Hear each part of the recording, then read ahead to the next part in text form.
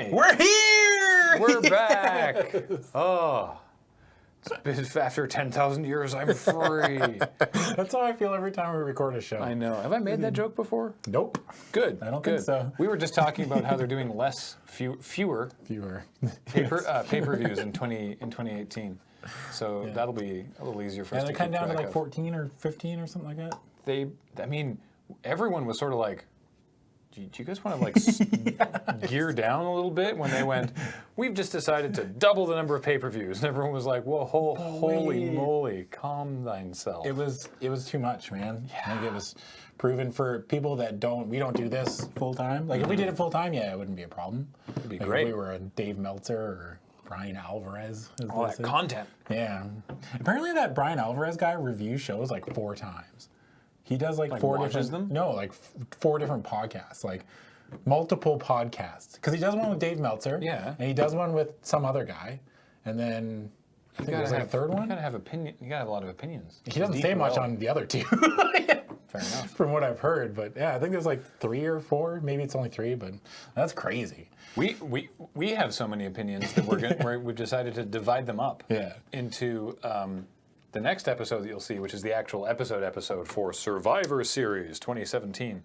But we knew we'd want to talk about TakeOver, and so we decided we'd give you this little mini sandwich, sneaky bonus, like the sandwiches that are cut into little triangles. Like you get like a train station. Yeah, like a tray, and they're all like the individual sandwiches. Yeah, right. Yeah. So welcome to this crustless, diagonally sliced bonus episode of Sidewalk Slammer. We're going to be talking about NXT TakeOver WarGames. Yeah. From wherever the pay-per-view was. Where the heck was this pay-per-view?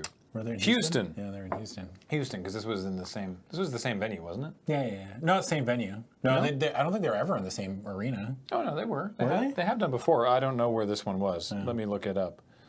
I don't think because when we saw they didn't do the, well, obviously they didn't do the same arena. I don't think for the big shows they do the same arena. Because they didn't for... I thought they did for SummerSlam. The one we went to. Maybe the one at SummerSlam they do. Anyway, this was from the Toyota Center. Okay. So, yeah, we just wanted to, so I don't actually really watch NXT, like week on week. But I will watch the takeovers because they're generally pretty entertaining. And we just wanted to talk about this one, just sort of like, for me, almost from an outsider perspective, because all I have going into this is the little video packages. Oh, yeah. And then I wanted to talk about WarGames. I'm not like super religious about watching NXT, but I try very hard to like watch it because it's a lot of fun. And why is it called WarGames? You'll find out when we get to the main event. It certainly is a heck of a thing. Yeah. So, yeah, live from the Toyota Center in Houston, Texas, and brought to you by Mattel. Yeah, because they're trying to sell a toy now. Yeah. Again. Well, they always try to sell a toy. See, this is the same toy I'm pretty sure they were trying to sell last year because they had some kind of cage during the elimination. When was Elimination Chamber? Oh, you mean they're trying to sell a toy of WarGames? Yeah, but it's the same toy. It's like doesn't look like WarGames. Mauro Ranallo like plugged it in the middle of the pay-per-view. Oh, he's like, here, he had the toy by the announcer's desk, and he's like, it's got like an X over the top, and there's a belt hanging in the middle, and there's 2 shark cages on either side. That's not WarGames. And I swear they were trying to sell this toy before. And I think it was remember when Jericho got put in the shark cage? Yeah. I'm pretty sure that's when it was. I'm pretty sure. They used I'm not as familiar with the previous Wars game.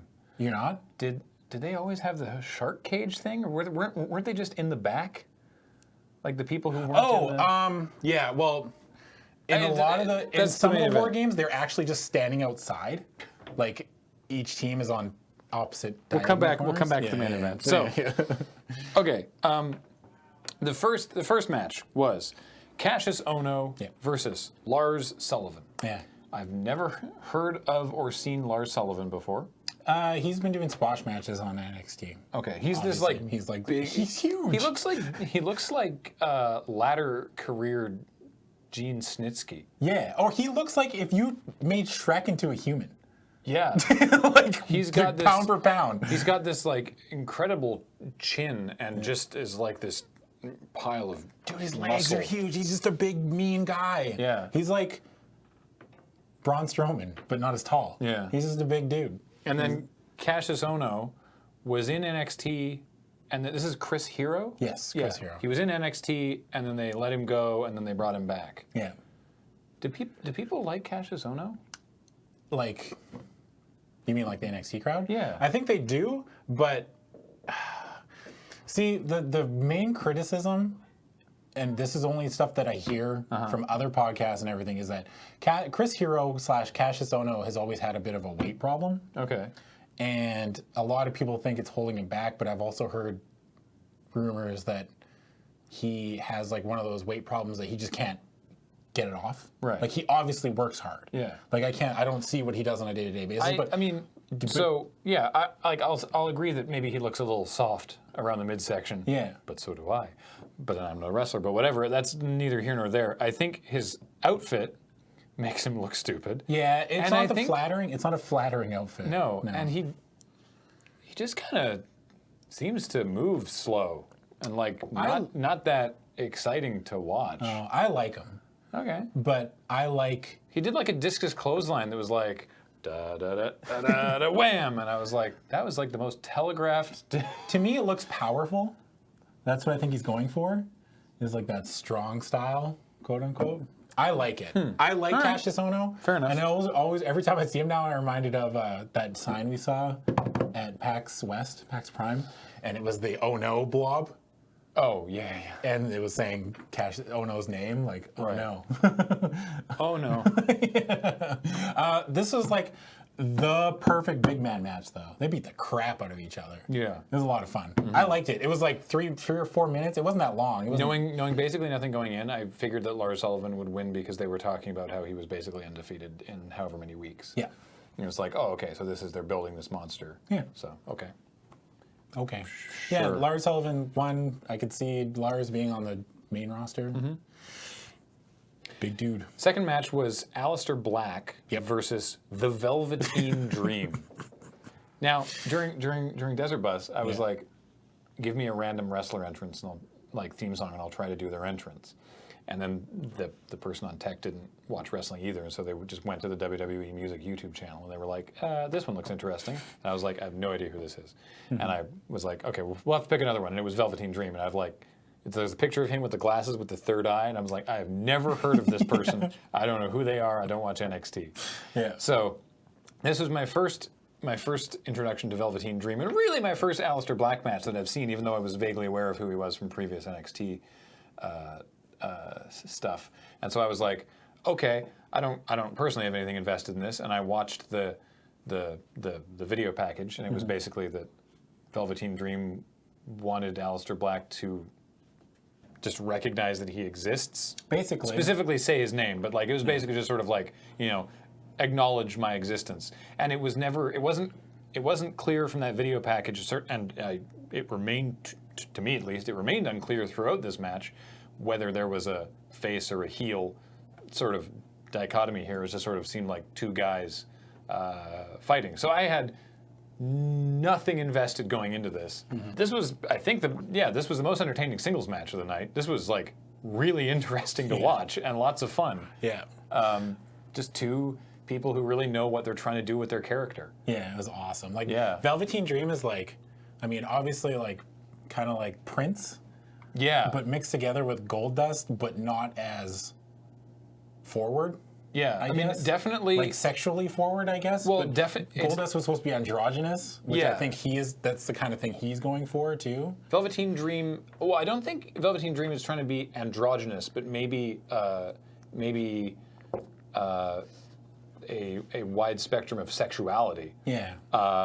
And he's a very sexually charged character, just in how he moves and acts in the ring. Rick Rude is what I was thinking of.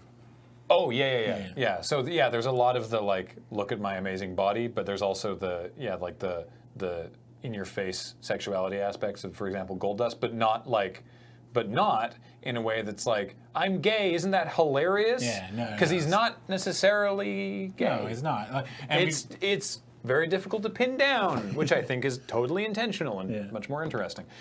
His tights. Oh, yes. His tights were airbrushed with his face and Aleister Black's face, which is obviously very Rick Rude, because Rick Rude used to do that. Rick Rude and Ultimate Warrior had a match in it was like, I guarantee it was SummerSlam, I want to say like 91, 92 was the one in Wembley Stadium, I'm pretty sure. 90 or 91? And Rick Rude did the same thing. He put like Warrior's face on his tights. That must have really Which was upset. That must have really upset Warrior for The like Warrior for is actual. a character or actual. No, I mean like is there a difference between Warrior the character and Warrior the person? Who can say? Tough to tell. Yeah. Basically, the whole thing was the build up to this was Aleister or Velveteen Dream would come out and try to distract Aleister Black while he was having a match, and Aleister wouldn't even pay attention to him, which was different. You know, like usually it's like, oh, he got distracted and then Aleister Black lost, and then now he's mad at Velveteen Dream. But now it's like Aleister Black just did not give a fuck and just ignores him the whole time, wins the match still, and just like does this cool like cross-legged thing. He just like sits in the ring and stares at people trying to figure them out, trying to sort of. Not necessarily trying to get a rise per se, but just sort of like, I'm here and I'm happy to let you make the first move, sort of thing. You know, at the same time, it's like figuring him out, and that happened in this match where he sat down, and then Dream was looking at him and being like, "Okay, fine," and then he also sat down, and they just sort of like stared at each other for a bit, and it was actually like there was a lot of tension in that moment, which is weird.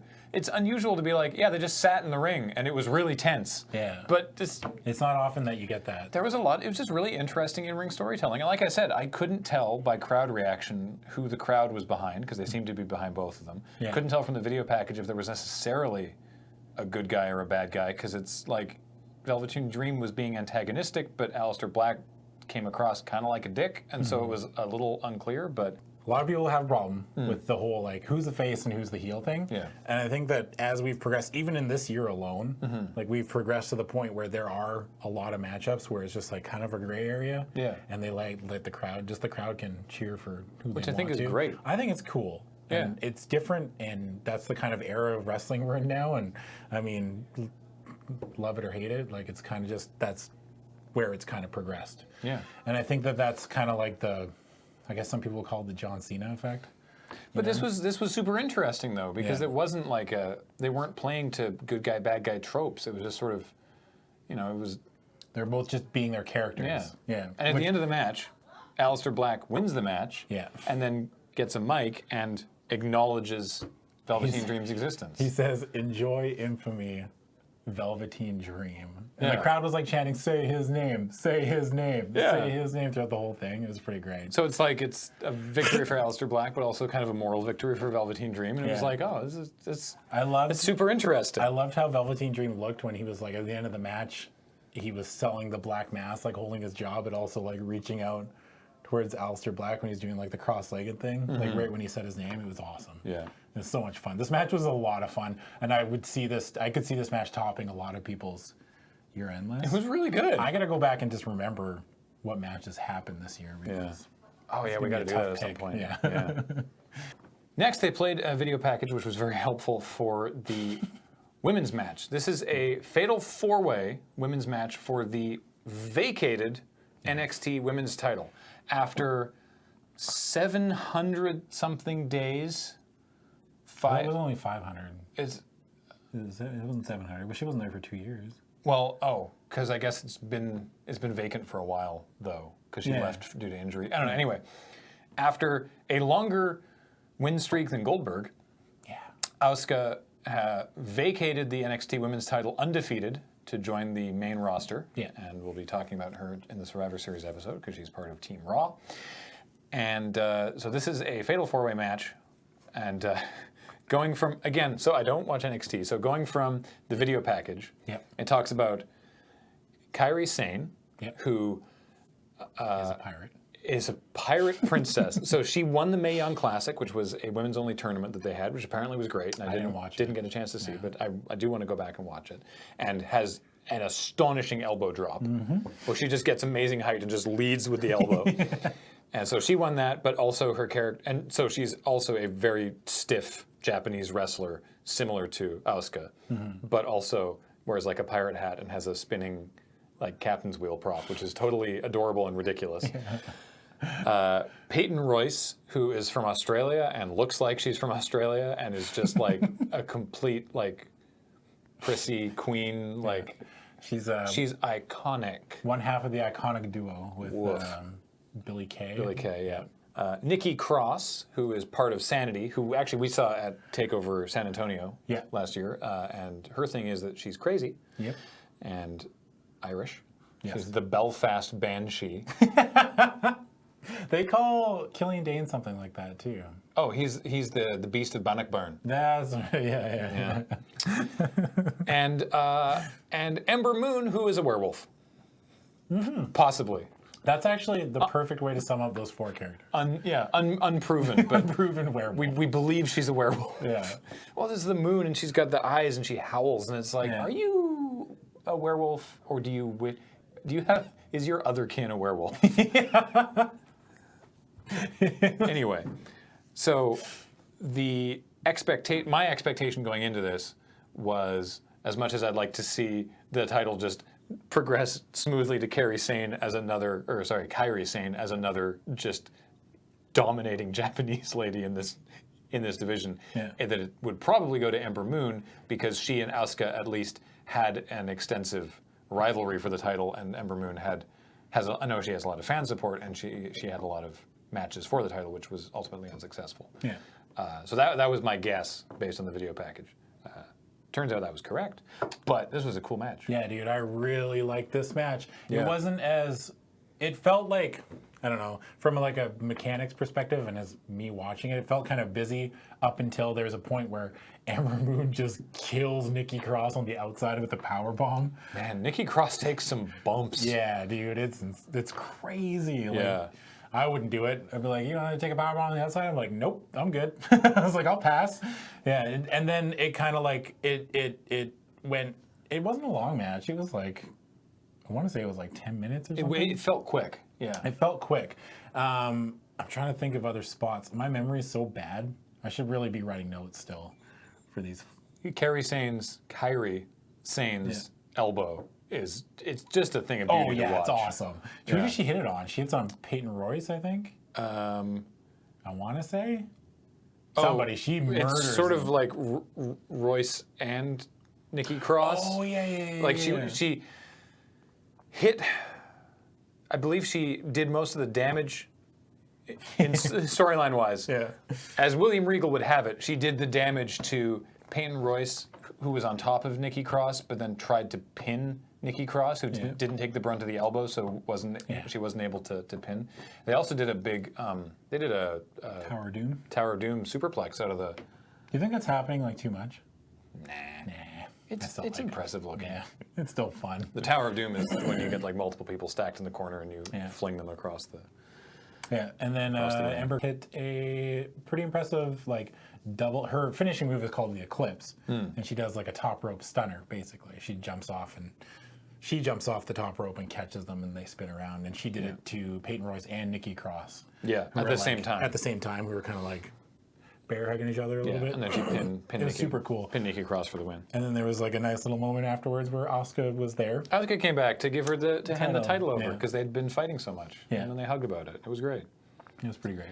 The NXT Championship, Drew McIntyre, nay Galloway. Yeah. Well, not. I mean, he's Drew McIntyre in WWE. He was Drew Galloway on the Indies. Yeah. But he was Drew McIntyre before, when he was on SmackDown as Vince McMahon's chosen champion. For real? I haven't watched any of this. I missed that whole. He debuted. He had like pure white tights and like the Scottish flag on his like knee pads. Yeah. And he was like Vince. Like Vince was on the show. That's such a WWE thing to do. Yeah, he was Vince's chosen champion. He was like, this guy's going to be the next hotness. Like in storyline, or yeah. Oh, okay. No, like in storyline, he was like, Vince was there, and he's like, this is my guy, Drew McIntyre, and he was like, I remember even way back. This is like well before Sidewalk Slam. That's a hell of a way to start, though. Like Vince himself. I know. But like way back, right? Like when he first debuted, I can't remember when this was. Even back then, Kathleen would be like looking over my shoulder and be like, "Why have they made him a bad guy?" I'm like, "What do you mean?" And she's like, "He's way too pretty." Yeah. but not so pretty that you want to hate him. Yeah. Not like that. He hasn't tipped. It met his tipping point. Yeah, because he never really clicked, to be honest, on SmackDown. Like he never won the title. Like the whole thing was that he was gonna. Did he? God, did he though? Now I can't remember. Didn't he win the Intercontinental title? He definitely won the Intercontinental title. I don't think. No matter whatever happened there, he then joined 3MB. Oh shit! He was the third guy in 3MB with Heath Slater and Jinder Mahal. For a period of time, Heath Slater was the only former member of 3MB who wasn't a world champion. Jesus. You know what I need to go back and watch some of this. Was the 3MB stuff even any good? No, they were jobbers. They were so bad. Oh. They were just like, I don't even know if I want to go watch it. No, it's not good, because Heath Slater's thing, by the way, Heath had like really long hair and it was super smooth and brushed and looked really weird. He was the one-man band, baby. And so then 3MB was the three-man band, baby. And they would just lose all the time. And so then Drew McIntyre eventually... What did Jinder act like? It's just... He wasn't like he is now. No, he didn't have a very good character. Like, didn't have much of a character. So then Drew McIntyre got fired, made a name for himself in the indie scene as Drew Galloway, got way, way better. Got way more muscular. Dude, yeah. Like, I saw a picture of him when he was, like, Drew McIntyre in the WWE, and he was like, he's in good shape. And then, like, now, the dude's huge. Yeah. He's, like, my height, but just jacked.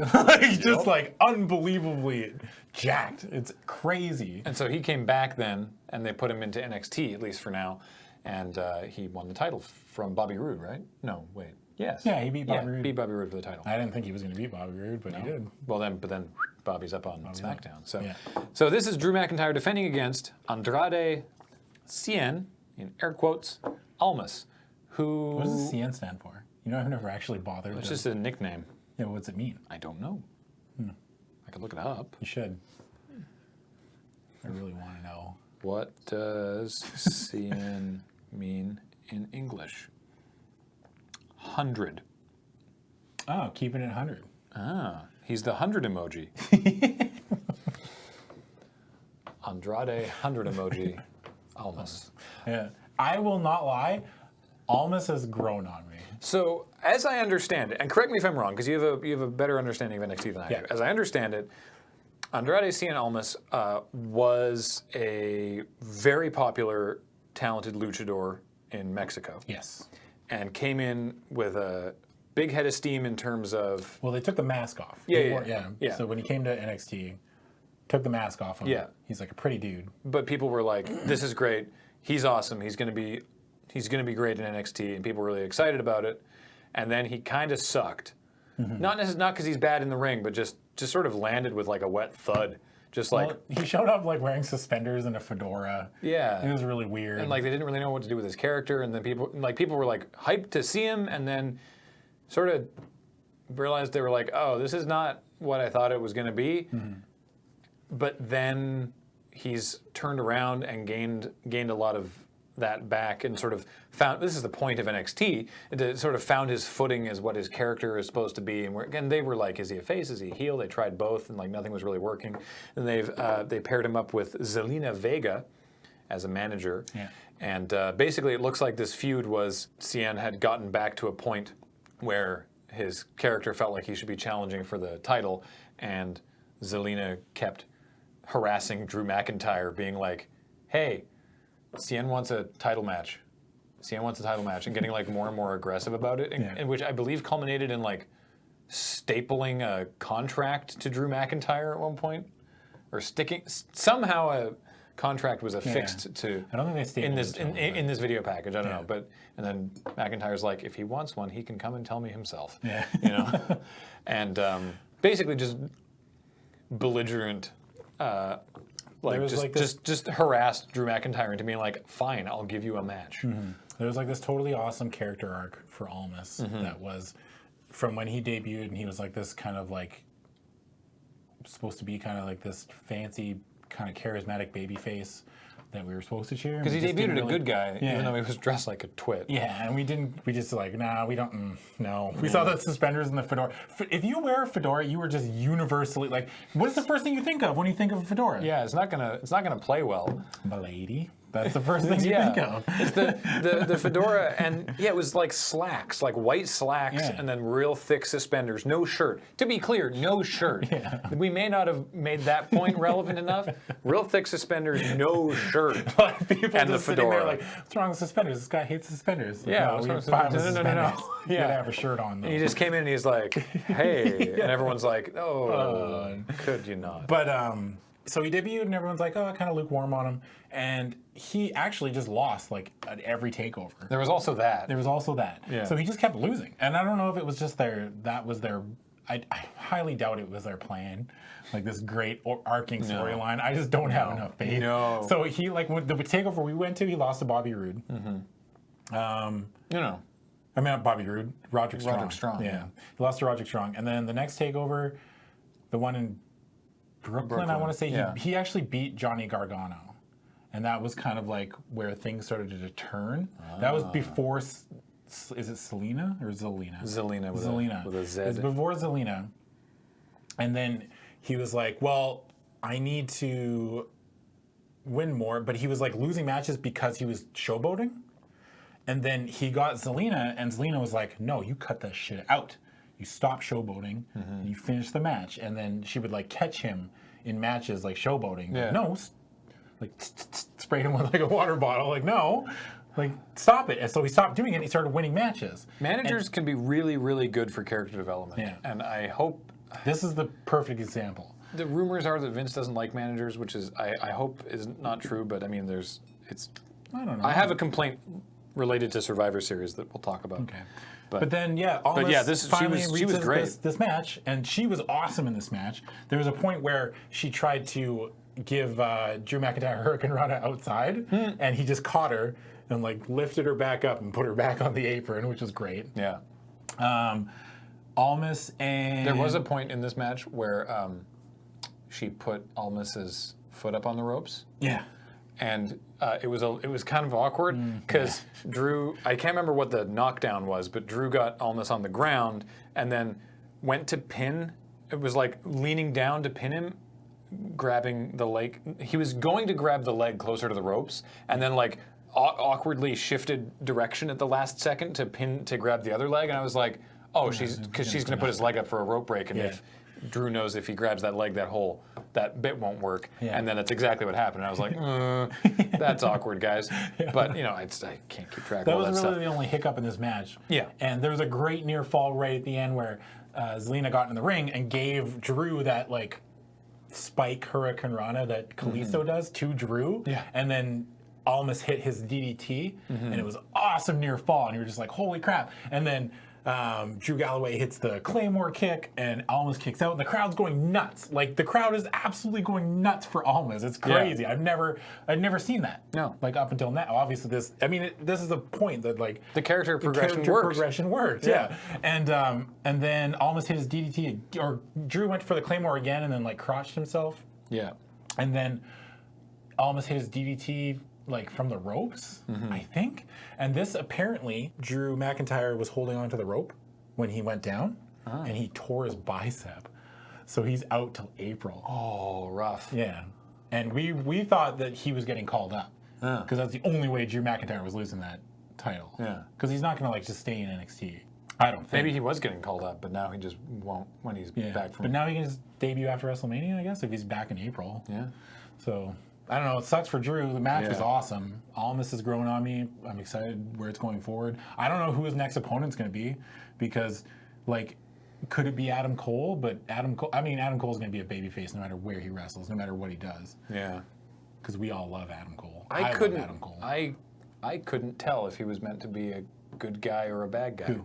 Adam Cole. I know people loved him, but that doesn't mean anything. He's supposed to be a bad guy. Okay, that's what I thought. Yeah.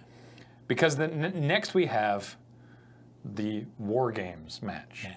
What is a WarGames match? Well, a WarGames. We can. So this is a Dusty Rhodes invention. The American Dream, Dusty Rhodes, R.I.P. Inspired by Mad Max Beyond Thunderdome. And oh, really? Yeah, apparently, yeah. Huh. And this is it. You remember when I described that really ridiculous This was like in one of our first couple episodes, that really ridiculous TNA match. Yeah, with, where they all started different outside the rules. ring. Yeah. And then, Yeah. This is a really stupid match. Yeah, it's dumb. Like it's just complicated. Like it's really complicated. The page of rules they had on screen. So let me lay it out for you. It's 2 rings butted up against one another. Yeah. New technology, that metal plate on the ground to join them together. Didn't used to have one of those. They had like 20 plus WarGames matches back in WCW. They had a bunch of these. there was a bunch of them. The best one, which I actually watched recently before they even announced the WarGames match, was like Wrestle War 92. Apparently, is the consensus best one. Okay. I was more partial to like the NWO era WarGames because that was my childhood. Right. But I watched Wrestle War 92, which was Sting Squadron, which had Sting. I want to say Nikita Koloff. Sting, Nikita Koloff, Ricky Steamboat, Dustin Rhodes, and Sting, Nikita Koloff, Dusty Rhodes, Ricky Steamboat, and Barry Windham. Barry Windham. Against the Dangerous Alliance, Arn Anderson, Bobby Eaton, Steve Austin, Larry Zbyszko, and Rick Rude. Yeah. So this was a 2-team match. Yeah. In fact, aren't most of these all 2 teams? All of them are 2 teams. Interesting. But this one, they had like a roof over it, but the roof was like, you couldn't stand on the top turnbuckle. Like they would do things off the top rope, but they would like hold on to the roof and then like swing and kick people. Wow. It was really funny. It was like super 90s. Like, it was just like, oh my God. It was a lot of fun though. Everyone bled and then, yeah. So, but anyway. The way that, so it's a little different from how it worked originally, because before it was like always 2 teams of 5, and this was 3 teams of 3. Yeah. But the way it works is it's 2 rings stuck together. There's a normal WWE steel cage around both rings, making one giant rectangular ring with ropes in the middle of it, and a big cage. Okay, so with 3 teams, 1 member of each team starts in the ring at the beginning. Yes. And the other members of the teams, for whatever reason, are put in shark cages at the top of the ramp. Yeah. So there's these 3 shark cages, each with 2 guys. Every 5 minutes, or 3 minutes, randomly another one of those cages will unlock if the lighting tech gets his cue right. Yeah. You noticed that? Yeah. And then those 2 people then get to join their 1 person in the match. It's first team to make a pinfall or gain a submission wins the whole match, but you can't make a pinfall attempt or a submission attempt that counts until all members of all 3 teams are in the match. Yes. And if a member of any team escapes the cage for any reason, they forfeit for their team. Yeah. Everyone clear on all that? Yeah, there'll be a test after the video. So the match was Sanity, or the members of Sanity that aren't Nikki Cross, who was in the Women's Fatal 4-Way earlier, which is to say Eric Young, Alexander Wolf, and Killian Dane, who was in the Andre the Giant Memorial Battle Royal at WrestleMania. He was. Versus the Undisputed Era, which is Adam Cole, Kyle O'Reilly, and Bobby Fish, who needs to think of a better commando name. I like it. Versus... I love Kyle O'Reilly. Yeah. Versus the Authors of Pain and Roderick Strong. Yeah. Fun fact, which came up in the preamble video for this, the Authors of Pain, who we've talked about before, their manager, Paul Ellering, was in the very first WarGames match. Yeah. With... the Road Warriors and a couple other folks versus the 4 Horsemen. Yep. Yeah. I think the 4 Horsemen were in a lot of WarGames. It was the Road Warriors, Nikita Koloff, Dusty Rhodes, and Paul Ellering versus the 4 Horsemen, which was 5 of them. There were 5 4 Horsemen. It was Ric Flair, Arn Anderson, Lex Luger, Tully Blanchard, and James Dillon. Well, like James Dillon was their manager. But he was in the, technically he was in the match. Yeah. Anyway, this was brutal. Yeah, this match was a lot of fun though. It was a lot of fun, but it looked exhausting. Yeah. So the preamble was basically that none of these groups like each other much. Well, it kind of all started last TakeOver, the Undisputed Era showed up. Well, they debuted. Like O'Reilly and Fish attacked Sanity after they won the tag belts from the Offensive Pain. Right. And then after Drew McIntyre beat Bobby Roode, Adam Cole showed up and beat up Drew McIntyre with Fish and O'Reilly. And Adam Cole is a very popular known quantity from the indie scene. Very popular. His chant is, Adam Cole, baby, which sounds a lot like Jericho's thing. Yeah. And I mentioned earlier, the one-man band. Baby is a good thing to say after your name. Yeah. Anyway, he's very popular. Yeah. I assume Kyle O'Reilly and Bobby Fish have similar if smaller popularity. They were a tag team called Red Dragon on the Indies. And you may have heard that. I watched a few of their matches before this. I wasn't like an expert on them, but the matches I watched, I was like, hey, that was a lot of fun. They're good. They're like the very striking, technical kind of wrestlers. Like the kind of stuff that usually, unless they change their style a little bit, doesn't really mesh that well in the WWE. What are I'm just trying to think of who else I know, what other tag teams I know of in NXT. What are the Mighty Don't Kneel up to? One of them got injured. Rough. Whenever they had that, the Dusty Rhodes Classic. Yeah, they haven't been back since then. Blake and Murphy aren't a thing anymore. I think Murphy's kind of wrestling somewhere. And he's wrestling in NXT still, but just randomly. So it's just Authors of Pain, I guess Undisputed Era now, and then Sanity. And there's Heavy Machinery. Oh, right. Those two big dudes. The one guy looks like Braun Strowman. Which two big dudes? Because you've got Dozovic and something else. Akeem and Razor. Yeah. Akeem? Akim. Yeah. Oh, right. Akim and Razor. Yeah. I forgot about that. I had blissfully forgotten. Someone in about WWE last time creative is like, yes! Last time we talked about the Authors of Pain. Yeah. Akim and Razor. Anyway, so them and Roderick Strong are... They were away. One of them got injured. They were out for a while. Akim and Razor hadn't been around since they lost the tag titles. They just hadn't been seen. And they showed up to help out Roderick Strong when he was... Because Undisputed Era wanted Roderick Strong to join them. Right. This and he made a thing they did with Sanity and Ty Dillinger. And he made a show of it. Like, he came out with one of their armbands and was like, look, I'm a part of the Undisputed Era. And then Authors of Pain came out and attacked Undisputed Era, and then he ripped his armband off, was like, fooled you, and actually beating you up. So he came out for this also dressed like the Authors of Pain, which was kind of funny. Yeah. With like the mask and everything. The mask and the combat pants. Yeah, dude. So yeah, it's it started with basically the leaders of each faction in the match. It was Eric Young from Sanity, Adam Cole from Undisputed Era, and Roderick Strong from the Authors of Pain / Roderick Strong team. Which I guess I was like, do you want to do that? Do you not want to do that? I don't know the strategy for WarGames. Is there strategy for WarGames? This is the first time we've had a triple threat WarGames. Who knows? Undisputed Era. Adam Cole takes charge in the ring against Young and Strong, and then Undisputed Era comes out, and so they're sort of like, then they just have a massive numbers game because there's 3 of them versus 2 individuals, so they just beat the tar out of the other 2. But then Akim and Razor show up. Oh, and the match just turns into absolute chaos the second the Authors of Pain get in the ring. They're both very big boys. They've grown on me too. Yeah. When they were initially wrestling early this year, I was like, just more big dudes. I don't know. It takes a lot for a big dude to impress me these days because I'm just like, yeah, that's not what I want. But so they beat people up, and then the last team, which of course is Sanity, Alexander Wolf, who reminds me of someone in his face. There's something that he looks like an actor. I can't remember who. And Killian Dane, who's, as I said, the beast of Bannockburn, this giant. He's a big Scottish boy. He can move too. Yeah. So they come out, but before they get to the ring, they start grabbing stuff from under the ring. Yeah.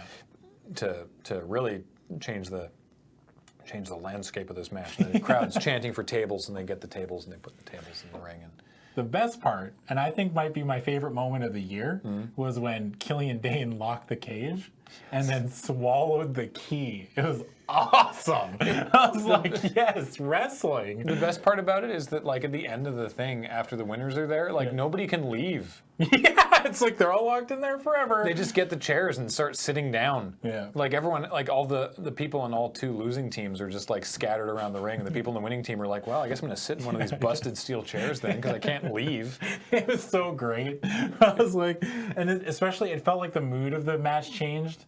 A lot more violent when Sanity got there, which I really liked. It was a nice touch. Whoever put that, I'm assuming that was on purpose. Oh yeah. Because whoever put that match together, the second Sanity got there, it was just like, all right, time for a bunch of people to get busted open. Yeah, because Alexander Wolf got busted open. Pretty bad. He got stapled in the ring. No way. I'm pretty sure he got stapled in the ring. He had a lot of blood. Yeah. Eric Young got his nose. He was bleeding out of his nose. Yeah. I don't think anybody else was bleeding, but they were all beat up. Oh, it looked brutal. Killian Dane spent about 5 minutes kicking the crap out of everybody. He did this awesome, like, coast-to-coast. Adam Cole had climbed up on top of the cage to get away from everybody. And Killian Dane climbs up on the top rope, and he had put a garbage can next to Kyle O'Reilly. Yeah. And he, like, points at Adam Cole and is like, "This is your friend," and then like just jumps and drop kicks the trash can. It was like, oh my god, this is awesome. Yeah, the match was just chaos. It was so much fun. There's a bit where Adam Cole is trying to escape between rings. Yeah. And it was, I think, I want to say it was Eric Young, and it might have actually been Eric Young and Roderick Strong. Yeah. Come up from either ring to the two turnbuckles. So he's like standing on the turnbuckles between the rings, and they come up to those turnbuckles and try to fight him. Yeah. But then Eric Young on one side, Roderick Strong on the other side, Undisputed Era on Eric Young, Sanity on Roderick Strong, and then Occam on one tower and Razor on the other tower. Yeah. And it was two simultaneous Tower of Doom spots. Yeah. Maybe they are doing the Tower of Doom too much. No, it was sweet. And there was a synchronized Towers of Doom, and then Adam Cole's just like, "Did I get away with that?" It's awesome. I'm invincible. Yeah. And that's when he had climbed to the top of the Then ring. he climbed away. Yeah. And then there was a cool moment where he climbed to the top of the ring and he looked like he was going to jump off, and then Roderick Strong was standing there. And Roderick Strong chased him up there, and then they did like a big suplex spot off there. The crowd chanting, "Please don't die." Yeah. And they were setting it up. It was pretty awesome. They really I was suplexed off the scared, top. man. I'm glad I was like watching it, and I was like, "Please, God, don't let anybody fall." I'm glad that was the finish of the match, because I don't know where you go from there. Yeah. That was a suplex off the top of the cage. Yeah. Holy shit. Holy shit is right. And then... So yeah, then Adam Cole gets the pin on Roderick Strong. No, Adam Cole does that Shining Wizard knee to Eric Young. Eric Young had like the chair, and which was weird because like Eric Young was like getting up and he had like the chair, but then he's like, the thought process in kayfabe is like, I guess it's the thrill of the moment, but like, I'll use the chair to protect me, myself. but it just and the chair drove into his head. Yeah, that's what sorry, Adam Cole got the pin on Eric Young. Yeah. After. So Undisputed Era win. Yeah, so I'm assuming for Undisputed Era. Adam Cole goes for the title, and then Bobby Fish and Kyle O'Reilly feud with Sanity for the tag titles. That's what I'm assuming TakeOver at the Rumble is going to be. Mm-hmm. Yeah. Also, comparing, there are different body types, but comparing Killian Dane and his discus clothesline to Kassius Ohno's power moves. Yep.